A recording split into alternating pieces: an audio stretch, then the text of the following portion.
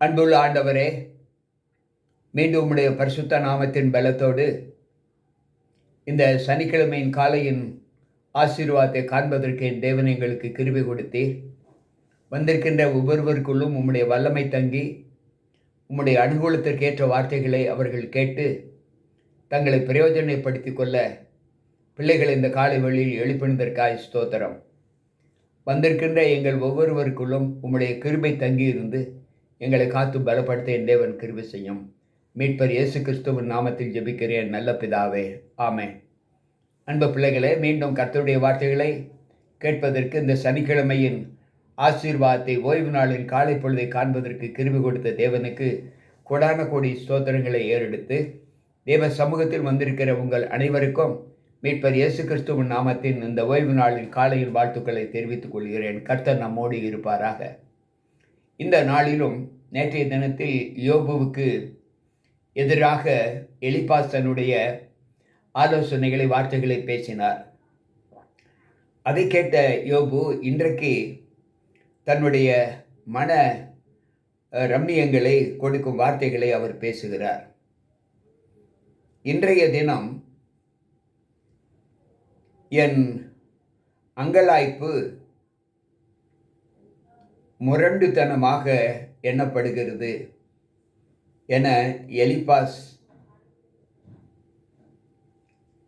சொன்ன அந்த வார்த்தைக்கு என் தவிப்பை பார்க்கிலும் என் வாதை கடினமாய் காணப்படுகிறது.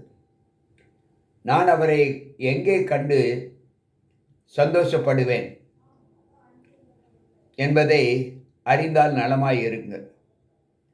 அப்பொழுது நான் அவர் ஆசனத்துக்கு முன்பாக வந்து சேர்ந்து என் நியாயத்தை அவருக்கு முன்பாக வரிசையாக வைத்து காரியத்தை ரூபிக்கும் வார்த்தைகளால் என் வாயை நிரப்புவேன். அவருடைய மறுமொழிகளை நான் அறிந்து அவர் எனக்கு சொல்வதை நான் உணர்ந்து கொள்ளுவேன். நான்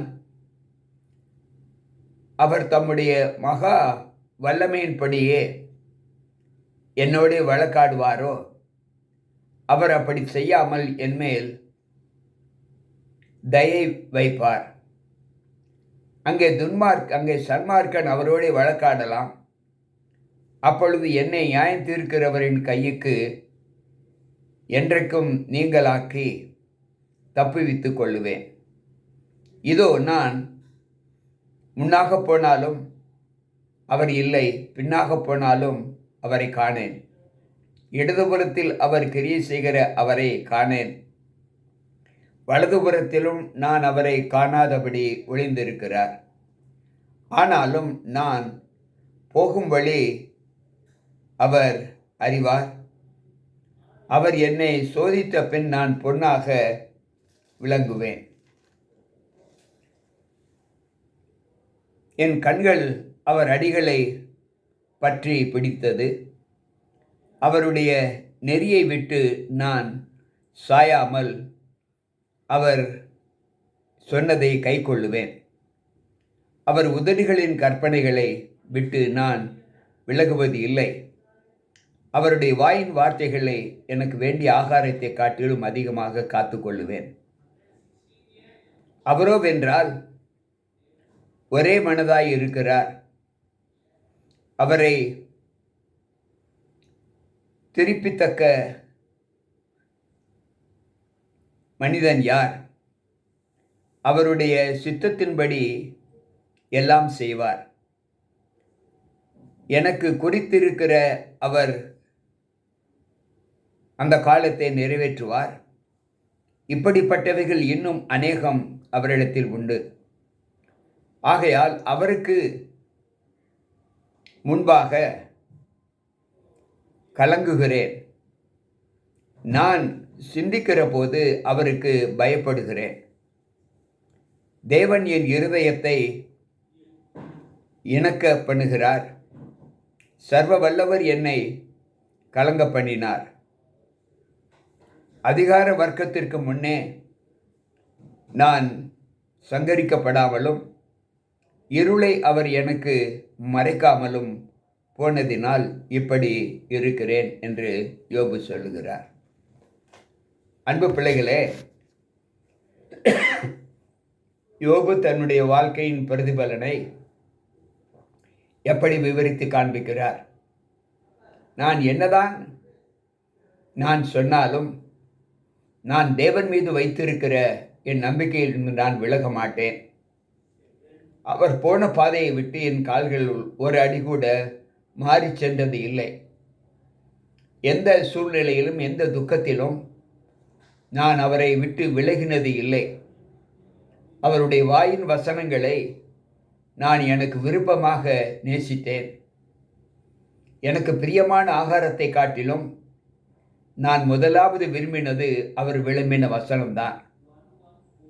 எனக்கு ஆறுதல் சொல்லுகிறவர்கள் அநேகர் இருந்தாலும் அவர் வசனத்தின் மூலம் கிடைக்கிற ஆறுதல் தான் எனக்கு நன்மையை கொடுக்கிறது.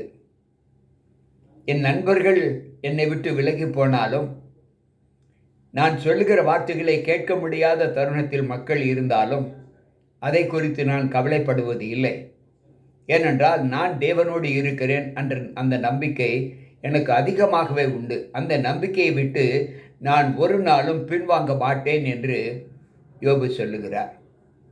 எனக்கு பிரியமான தேவ பிள்ளைகளே, இந்த வார்த்தைகளை கேட்டுக்கொண்டிருக்கிற நம்மில் ஒரு பலன் நமக்குள்ளாக உருவாக வேண்டும். யோபு எப்படியெல்லாம் தன்னுடைய ஆஸ்திகளை இழந்து, தன்னுடைய பிள்ளைகளை இழந்து, தன்னுடைய உடைமைகளை இழந்து வெறுமையாக நிற்கும் போதும் கூட அவர் தேவன் மீது வைத்திருக்கிற அந்த விசுவாசத்தை விட்டு அவர் விலகாமல் உறுதியாய் இருக்கிற ஒரு தன்மையை நாம் உணர்ந்து அவர் மீது வைத்திருக்கிற நம்பிக்கையை இன்னும் அதிகப்படுத்த வேண்டும் என்று இந்த வார்த்தைகள் நமக்கு கற்றுக் கொடுக்கிறது. கேட்டுக்கொண்டிருக்கிற அன்பான தேவஜனமே, இன்றைக்கும் இந்த அனுபவத்திலே நாம் தேவனோடு வாழ்கிற வாழ்க்கையின் தரங்கள் உயர்த்தப்பட்டு இருக்கிறதா? இவ்வளவு காலம் தேவனை அண்டி ஜீவித்த நம்மில் இந்த வாழ்க்கையின் தரம் யோபுவை போல உயர்த்தப்பட்டு இருக்க வேண்டும். அப்படி உயர்த்தப்படவில்லை என்றால் நாம் இன்னும் தேவன் மீது சரியான நம்பிக்கை வைக்கவில்லை என்றுதான் இந்த வார்த்தைகள் நம்மை குற்றம் சாட்டுகிறது. கேட்டுக்கொண்டிருக்கிற நீங்களும் நானும் உபத்திரவத்தில் நம்மை கைவிடாது இருக்கிற தேவன் அவர் மூலமாக நாம் பெற்ற நன்மைகள் எல்லாவற்றையும் அறிந்து அவருக்கு ஸ்தோத்திரங்களை ஏறெடுத்து, மலைகள் விலகினாலும் பர்வதங்கள் அதிர்ந்து போனாலும் நாம் தேவனை விட்டு வழிவிலகாத ஒரு அனுபவத்தை பெற்றிருக்க வேண்டும் என்று இந்த பாடம் நமக்கு கற்றுக் கொடுக்கிறது. எனக்கு பிரியமான தேவ பிள்ளைகளே, கேட்டுக்கொண்டிருக்கிற நாம் இந்த வார்த்தையின் மீது எவ்வளவு பலன் வைக்கிறோமோ அந்த பலத்திலே நம்மை தேவ சமூகத்தில் ஒப்புக் கொடுக்க கர்த்தருடைய சமூகத்தில் நம்மை தாழ்த்துவோம், ஜெபிப்போம். அன்புள்ள ஆண்டவரே, இந்த யோபுவின் இந்த வார்த்தைகளை கேட்ட எங்களுக்குள் ஒருவேளை குறைவான விசுவாசத்தை நாங்கள் பெற்றிருந்தால் இந்த வார்த்தைகள் எங்களுக்கு ஒரு பெரிய எழுப்புதலை உண்டாக்கி அந்த எழுப்புதல் தேவன் மீது வைத்திருக்கிற நம்பிக்கையை எங்களுக்கு ஊக்கப்படுத்தியதற்காக ஸ்தோத்திரம். கேட்டுக்கொண்டிருக்கிற எங்கள் ஒவ்வொருவருக்குள்ளும் உம்முடைய கிருபை இருந்து கேட்ட பிள்ளைகளுடைய வாழ்க்கையிலே நல்ல விசுவாசத்தின் ஊன்றுகோலாக அந்த பிள்ளைகள் விளங்க, கர்த்தர் மேல் வைத்திருக்கிற நம்பிக்கையை அந்த பிள்ளைகள் பெற்றுக்கொள்ள என் தேவன் கிருபை செய்யும். மீட்பர் இயேசு கிறிஸ்துவின் நாமத்தில் ஜெபிக்கிறேன் நல்ல பிதாவே, ஆமென். அன்பு பிள்ளைகளே, மீண்டும் நாளை சந்திப்போம். கேட்ட வசனங்கள் உங்கள் விசுவாச வாழ்க்கையில் உங்களை இன்னும் ஸ்திரப்படுத்தும் என்று நான் கர்த்தருக்குள் நம்புகிறேன். உங்கள் போதகர் ஜி.கே. ராபர்ட். நாளை சந்திப்போம். கர்த்தர் உங்களோடு இருப்பாராக. ஆமென்.